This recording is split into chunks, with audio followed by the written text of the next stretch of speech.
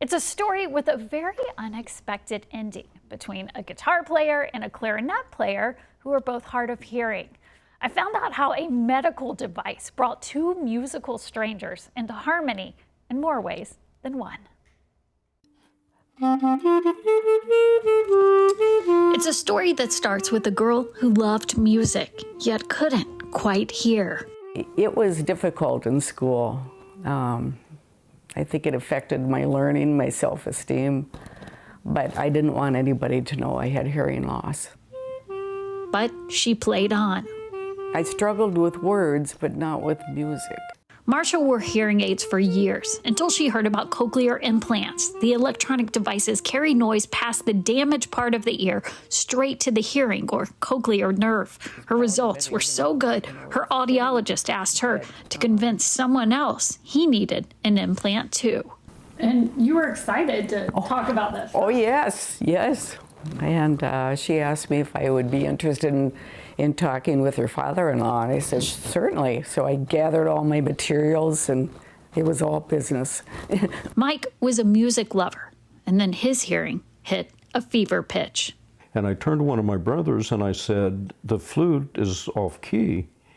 And he listened a while longer and he said, no, she isn't. And the longer I listened and continued to check, of course she was right where she should be. Afraid of hearing bad news, he put off getting help, relying on his wife to navigate life. She became my ears.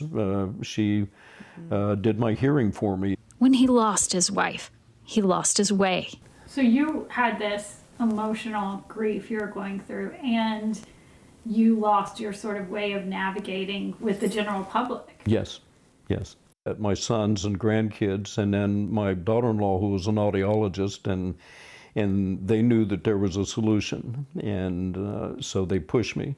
He got implants and started taking classes with Marcia. They bonded over their hardware and their music.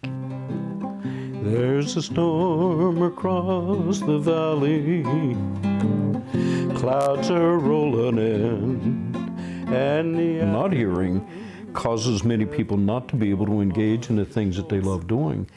I'm doing the things that I love doing, and it's the implant that has caused that to happen. And you have a person you love doing it with. Absolutely. Partners in implant education, they are now partners in life, hoping others will listen to their story. It's okay to have your hearing checked, and it's okay to wear hearing aids, and it's okay to hear, and to admit that you can't hear. In the implant, it's given you your life back. It certainly was a win-win-win.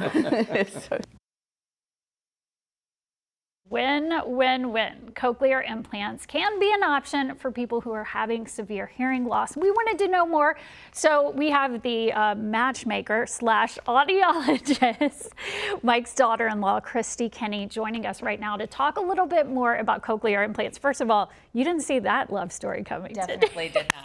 No, I've known him since I was 5, and I did not expect my career would end up like this. Yes, you're a matchmaker too. Well, one thing though we do want to talk about with this, I loved how he said that, it holds you back from life when you can't hear. Do you see that a lot? Because I know a lot of people hesitate acknowledging it, going in about it. What do you see? Yes, so we see that a lot. Really, when people start to lose their hearing, they might not even realize it at first. Sounds just start to kind of trickle away, and as Mike pointed out in his story, just suddenly you're not hearing things that keep you social. Mm-hmm. So you start to withdraw from those social activities. You start to stop doing things that you love, because often these individuals who lose their hearing don't feel like they can contribute to a conversation as well as they once used to, and they're embarrassed. Yeah.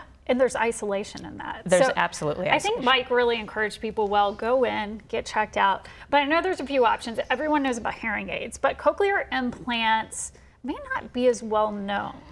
And you're correct. A lot of people don't realize that if you get to a point when you've been wearing your hearing aids and it's no longer working enough for you, that you're struggling more, that's when a cochlear implant could be an option for you. So I'd encourage people, if you have a well-fit hearing aid, first of all, if you don't, get that checked out. But if you do, then ask your audiologist or your hearing specialist about cochlear implants, and would a cochlear implant be the right option? And we know cochlear implants help with severe hearing loss. Just for somebody out there who may have never taken that first step and might be like, okay, I need to, what is the first step? Do you go to your general physician? Do you go to an audiologist? If you know you're struggling with hearing, you can go to an audiologist, but yes, ask your primary physician what steps they would recommend taking, and then get that hearing evaluation. Because it can change your life. I mean, Mike looks like he just has a whole new life. He absolutely does. He absolutely does. One place that you can go is there is a hearingcheck.com that you can go to and just do a quick hearing check there, and that might lead you down the path to get your hearing checked. Wonderful. Yeah. Christy Kenny. And who knows, you might find love along the way. Possibly. Exactly. Thank you so much, Christy, Absolutely. for what you do.